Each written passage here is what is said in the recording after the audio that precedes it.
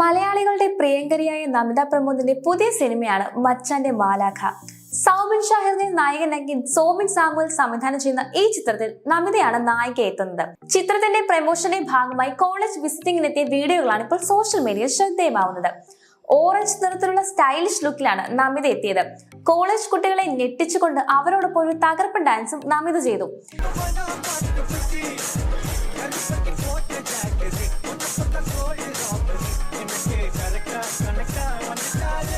ലാൽ ജോസ് സംവിധാനം ചെയ്ത വിക്രമാദിത്യൻ സിനിമയുടെ സെക്കൻഡ് പാർട്ട് ചിലപ്പോൾ ഉണ്ടായേക്കാമെന്നാണ് നമിത പ്രമോദ് പറയുന്നത്.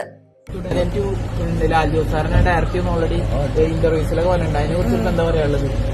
ഇതന്നെ ലാലുവിനെ ചോദിക്കുന്നുണ്ട് എപ്പോഴാണെന്നല്ലേ.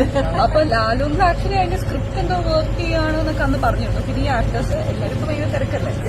അപ്പൊ ആക്ടേഴ്സ് ഒക്കെ കറക്റ്റ് കിട്ടുവാണെങ്കിൽ ചിലപ്പോ സെക്കൻഡ് പാർട്ട് ഉണ്ടാവും.